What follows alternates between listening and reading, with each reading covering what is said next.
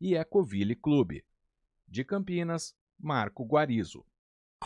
CBN, Café com Política. Bruno Silva, cientista político aqui com a gente para mais um cafezinho, para encerrar a semana, né, Bruno? Bom dia.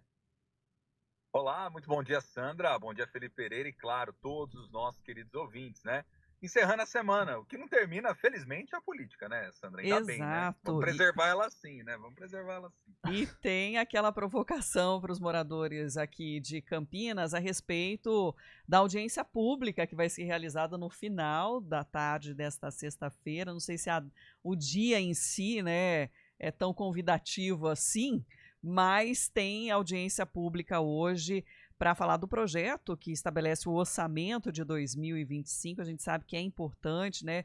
Determina para onde serão investidos os 10 bilhões e 800 milhões de reais previstos para o orçamento do ano que vem, né? A quantidade, as áreas que vão receber os recursos. Mas é isso, finalzinho de sexta-feira, fazendo essa provocação aí para quem ainda se sente motivado a participar dessa discussão, viu, Bruno? Olha, Sandra, Felipe, queridos ouvintes, né? Quem for e participar dessa discussão, olha, eu gostaria de dar um abraço nessa pessoa e falar, olha, cidadão do mês, né? Põe até a foto ali na coisa. É de verdade, né, gente? É difícil demais, né? Sexta-feira à tarde. Chuva! Chuva, então, falando, não tem como você prever lá atrás, né? Mas chuva também, óbvio que a tendência é que seja de um esvaziamento, né? Da discussão. O que, como a Sandra está chamando a atenção, é muito ruim, porque na verdade o que acontece é esse momento, eu sempre tenho dito isso, falei isso ano passado, inclusive numa palestra que proferi para vários vereadores de vários partidos políticos, né? Eu falei, ó, o momento mais brilhante do parlamento, onde ele brilha de verdade mesmo, se tiver qualidade técnica associada a um bom tino político, é onde você faz a diferença efetivamente, é no momento de desenhar o orçamento, né? Eu sei que há uma dificuldade muito grande por parte dos parlamentares e perceba, não é culpa deles em princípio, é culpa se ao longo de um processo, na condição de um parlamentar, você não procura também se informar melhor, se formar melhor para poder debater com um pouco mais de propriedade essas questões orçamentárias. Mas, em princípio, não é culpa dos parlamentares o fato deles não saberem, muitas das vezes, como fazer algumas alterações, como proporem ali algumas mudanças a partir do orçamento. Mas é o tipo de coisa que tem que estar no horizonte o tempo todo. Por quê? Porque esse é o momento onde o legislativo brilha.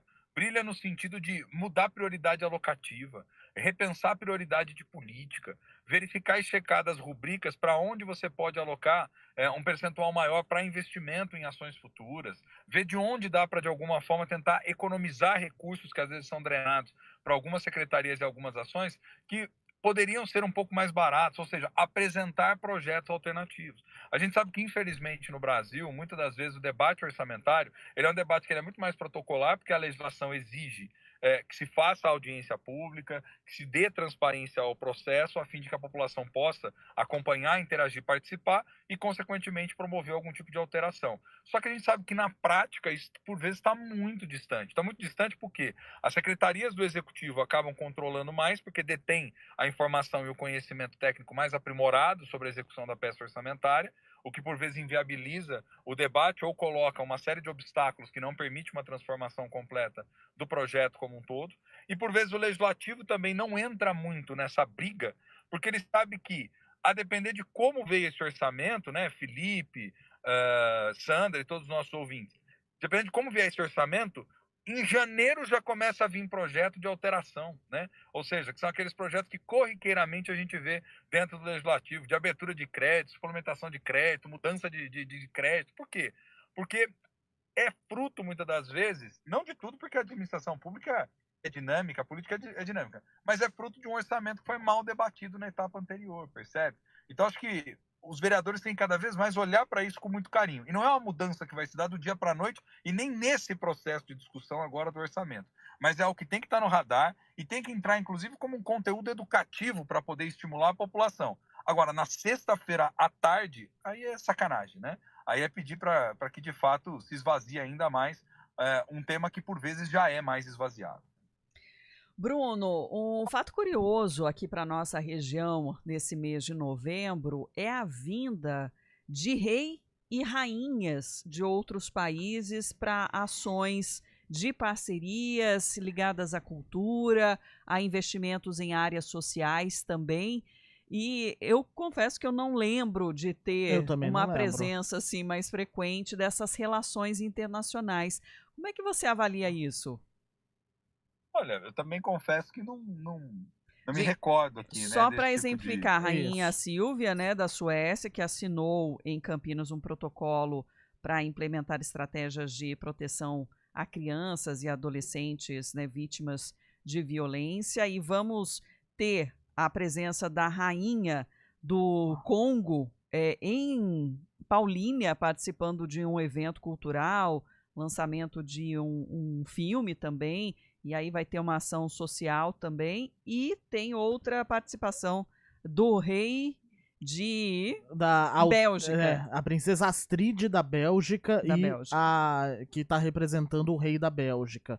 Esse evento também acontece em Paulínia, no dia 24 de novembro, na unidade ali da Ródia, né, no finalzinho da estrada da Ródia. Seria uma missão econômica também belga. Nesse caso é uma inauguração de um projeto, né, 2 projetos, na verdade, que a Bélgica tem, né, para melhores práticas, né, da indústria no geral. Mas, gente, vamos lá. Eu acho que assim, primeiro, a gente está falando de questões de governos, né, que são monarquias constitucionais, ou seja, isso é um fenômeno na Europa, né, existe lá. A gente sabe que ainda é disseminado em vários países, né, que mantém essa tradição da monarquia, Inglaterra, você citou Bélgica, enfim, Holanda, Dinamarca, enfim, tem uma série deles ali onde a gente sabe que há essa presença das monarquias. E perceba, eles têm papel político ativo porque também tem a sua importância e o seu significado dentro de algumas temáticas, dentro de algumas ações e da coordenação disso tudo. Então se trata, acima de tudo, de encontros políticos. Penso que do ponto de vista do âmbito do governo local, dos governos municipais, isso é significativo porque mostra também o quanto muitos desses acordos que têm sido celebrados, dessas negociações que têm sido feitas, seja para cooperação, seja para uma simples visita para fazer uma espécie de um intercâmbio de experiências, que também é válido, também é significativo, isso tem se tornado cada vez mais comum, colocando esses agentes, que é o governo local, diretamente em contato com esses países, com essas diferentes localidades, né? Isso é muito válido. A gente sabe que comumente essas questões mais internacionais ficam mais no âmbito do governo federal do que necessariamente do governo municipal, mas nos últimos anos, principalmente as cidades que têm uma importância significativa, que têm bom volume de geração de recursos como um todo, acabam sendo polos de atração justamente para esse tipo de encontro e celebração. Então, em princípio, eu acho que é tranquilo, é uma coisa positiva, pode trazer ganhos substanciais aí pensando em termos de políticas como um todo, né, experiências compartilhadas. Eu só espero de verdade, né, Felipe, Sandro, queridos ouvintes, né, que a gente não confunda essas relações diplomáticas com algum tipo de glamour ou algo do tipo, querendo reinventar a monarquia amanhã cedo, né? Então acho que é só isso que a gente tem que tomar o seu devido cuidado, né? Uma coisa é uma coisa, a tradição lá é uma, aqui é outra. Na condição de lideranças políticas, faz sentido conversar com eles, assim como outras lideranças republicanas e assim por diante. Só espero que disso não derive nenhum outro tipo de devaneio, né?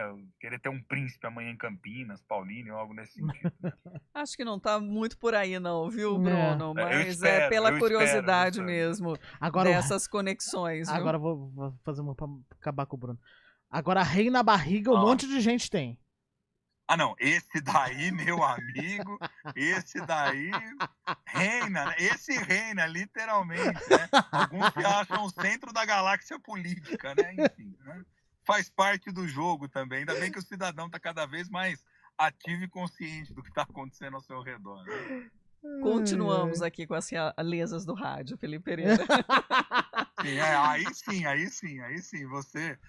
então eu já vou fazendo o seguinte, né? Muito bom dia, Vossa Alteza Sandra, né? Muito bom dia, Vossa Alteza Felipe Pereira e nosso principal rei ouvinte, né? Até a semana que vem, bom final de semana. Um dia a gente chega lá. Um dia a gente chega Valeu, lá, Bruno. Tchau, bom fim de semana. Ô, gente, antes da gente ir pro intervalo, hein, a prefeitura acaba de anunciar que vai manter os 25 parques e bosques da cidade fechados, pelo menos até amanhã de manhã. Tá? Isso porque o índice acumulado de chuvas está, nas últimas 72 horas, está em 108,4 milímetros, tá? Isso segundo a medição da prefeitura. Então, parques e bosques permanecem fechados até amanhã de manhã. 10h52. CBN, Central Brasileira de Notícias. A gente faz escolhas